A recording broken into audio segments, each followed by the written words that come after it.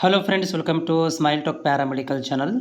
Friends, ಈಗ ಒಂದು just video ಮಾಡಿ ಅಪ್ಡೇಟ್ ಮಾಡಿದ್ದೆ ನಿಮಗೆ ಕೊನೆ ದಿನಾಂಕಗಳ ಬಗ್ಗೆ. SSP ಸ್ಕಾಲರ್ಶಿಪ್ ಅಪ್ಲೈ ಮಾಡಬೇಕಂದ್ರೆ ಅದಕ್ಕೆ ಸಂಬಂಧಪಟ್ಟಂಥ ಕೊನೆ ದಿನಾಂಕ ಯಾವಾಗಿರುತ್ತೆ, ಯಾವ್ಯಾವ ಇಲಾಖೆ ವತಿಯಿಂದ ಕೊನೆ ದಿನಾಂಕಗಳನ್ನು ಕೊಟ್ಟಿದ್ದಾರೆ ಅಂತೇಳಿ ನಿಮಗೆ ಒಂದು ಟೆಂಟೇಟಿವ್ ಡೇಟನ್ನು ಮಾಹಿತಿಯನ್ನು ಕೊಟ್ಟಿದ್ದೆ. ಸೊ ಅದೇ ಒಂದು ವಿಡಿಯೋಗೆ ಏನಾಗಿದೆ ಅಂದರೆ ನಿಮ್ಮ ಒಂದು ಡೌಟ್ಗಳನ್ನು ಕೂಡ ಶೇರ್ ಮಾಡಿದ್ದೀರಿ. ಮತ್ತು ನಿಮ್ಮಲ್ಲಿ ಏನಾದರೂ SSPಗೆ ಸಂಬಂಧಿಸಿದಂಥ ಡೌಟ್ಗಳಿದ್ದರೆ ಕೂಡ ನೀವು ಕಾಮೆಂಟ್ಸ್ ಮುಖಾಂತರ ಶೇರ್ ಮಾಡಿರಿ. ಅದಕ್ಕೆ ನಾನು ರಿಪ್ಲೈ ಕೂಡ ನಿಮಗೆ ಮಾಡ್ತೇನೆ ವಿಡಿಯೋ ಮುಖಾಂತರ. ಈಗ ನಾನು ನಿಮ್ಮ ಕಾಮೆಂಟ್ಸ್ಗಳನ್ನು ಕ್ಲಿಯರ್ ಮಾಡ್ತೇನೆ. ಆ ಕಾಮೆಂಟ್ಸಲ್ಲಿ ಏನು ಹಾಕಿದ್ದೀರಿ ಅದನ್ನು ಓದಿ ಅದಕ್ಕೆ ಉತ್ತರವನ್ನು ಕೊಡಲಿಕ್ಕೆ ಪ್ರಯತ್ನ ಮಾಡ್ತೇನೆ. ಯಾರೆಲ್ಲ ಅಭ್ಯರ್ಥಿಗಳು ಚಾನಲ್ ಹೊಸಬರಿದ್ದೀರಾ ಚಾನಲ್ ಸಬ್ಸ್ಕ್ರೈಬ್ ಮಾಡ್ಕೊಳ್ಳಿ. ಸೊ ಇದು ಒಂದು ನಮ್ಮ ಸಬ್ಸ್ಕ್ರೈಬರ್ ಅಭ್ಯರ್ಥಿ ಕಾಮೆಂಟ್ ಹಾಕಿರೋದು. ಸರ್, ನಂದು DBT ಪುಷ್ ಆಗಿಲ್ಲ ಅಂತ ಹೇಳ್ತಾರೆ. DBT ಅಂತಂದರೆ ಏನಾಗಿದೆ ಅಂದರೆ ಅದು ಈಗ ಅಮೌಂಟನ್ನು ಬ್ಯಾಂಕಿಗೆ ಟ್ರಾನ್ಸ್ಫರ್ ಮಾಡಬೇಕು. ಓಕೆ, ಡೈರೆಕ್ಟ್ ಬೆನಿಫಿಷರಿ ಟ್ರಾನ್ಸ್ಫರ್ ಅಂತ ಬರುತ್ತೆ. ಅಂದರೆ ಈಗ ಅಮೌಂಟ್ ನಿಮ್ಮದು ಸ್ಯಾಂಕ್ಷನ್ ಆಗಿದೆ, ಬಟ್ DBT ಆಗಿಲ್ಲ ಅಂತೇಳಿ. ಸೊ ಅದಕ್ಕೆ ಇಲಾಖೆಯವ್ರು ಏನು ಮಾಡ್ತಾರಪ್ಪ ಅಂತಂದರೆ ಈ ಅಮೌಂಟ್ಗಳನ್ನು ನಿಮಗೆ ಸ್ಟೇಟಸಲ್ಲಿ ತೋರಿಸಿರ್ತಾರೆ. ಆದರೆ ಈ ಟ್ರೆಜರಿ ಒಳಗಡೆ ಅಮೌಂಟನ್ನು ನೋಡಿಕೊಂಡು ಅದನ್ನೇನು ಮಾಡ್ತಾರೆ, ಪುಷ್ ಟು DBT ಮಾಡ್ತಾರೆ. ಬಟ್ ನಿಮ್ದು ಆಲ್ರೆಡಿ ಅಮೌಂಟ್ ಸ್ಯಾಂಕ್ಷನ್ ಆಗಿದ್ದರೆ ಟೆನ್ಷನ್ ತೊಗೊಳಕ್ಕೆ ಹೋಗ್ಬೇಡ್ರಿ, ಆರಾಮಾಗಿ ಬರುತ್ತೆ. ನೆಕ್ಸ್ಟ್ ಕಾಮೆಂಟ್, ಸರ್ ನಂದು ಇವಾಗ ಫಸ್ಟ್ ಇಯರ್ ಪ್ಯಾರಾಮೆಡಿಕಲ್ ಎಕ್ಸಾಮ್ ಬರೀಬೇಕು, ಆದರೆ SSP ಸ್ಕಾಲರ್ಶಿಪ್ಗೆ ಅಪ್ಲೈ ಆಗ್ತಿಲ್ಲ, ಏನು ಮಾಡಬೇಕು?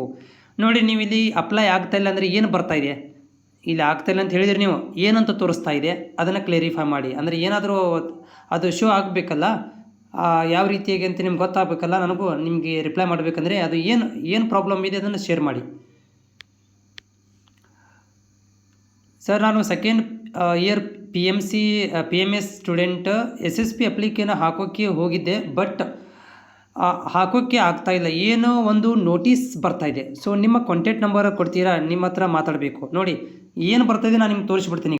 ಸೊ ನೋಡಿ, ಇಲ್ಲಿ ನಿಮ್ಗೆ ಏನಾದರೂ ಈ ರೀತಿ ನಿಮಗೇನಾದರೂ ಕಾಣಿಸ್ತಾ ಇದ್ದರೆ, ಸೊ ನೀವೇನು ಮಾಡಬೇಕಂತಂದರೆ ಇದಕ್ಕೆ ಈ ರೀತಿ ಬಂದರೆ ಅಪ್ಲಿಕೇಶನ್ ಹಾಕಿ ಈ ರೀತಿ ಬಂದರೆ ನೀವು ತಪ್ಪದೆ ಕಾಲೇಜಿಗೆ ವಿಸಿಟ್ ಮಾಡಿ ನಿಮ್ಮ SSP ID ಮತ್ತು ನಿಮ್ಮ ರಿಜಿಸ್ಟ್ರೇಷನ್ ನಂಬರ್, ನೀವು ಯಾವ ಕೋರ್ಸು ಎಷ್ಟನೇ ವರ್ಷದಲ್ಲಿ ಓದ್ತಾ ಇದ್ದೀರಿ ಅಂತ ಅದನ್ನು ಎಲ್ಲ ಡೀಟೇಲ್ಸ್ಗಳನ್ನು ಬೋರ್ಡ್ಗೆ ಸೆಂಡ್ ಮಾಡಬೇಕಾಗತ್ತೆ. ಕಾಲೇಜಿಂದ ಈ ರೀತಿ ಬಂದರೆ ಹೇಳ್ತಾ ಇದ್ದೀನಿ, ಈ ರೀತಿ ಬಂದರೆ ಕಾಲೇಜಿಂದ ಬೋರ್ಡ್ಗೆ ಸೆಂಡ್ ಮಾಡಿಸ್ಬೇಕು. ಅಂದರೆ ಮಾತ್ರ ನಿಮಗೆ SSP ಹಾಕಲಿಕ್ಕೆ ಬರುತ್ತೆ. ಇದನ್ನು ಕ್ಲಿಯರ್ ಮಾಡಿಕೊಡ್ತಾರೆ ಬೋರ್ಡ್ನವರು.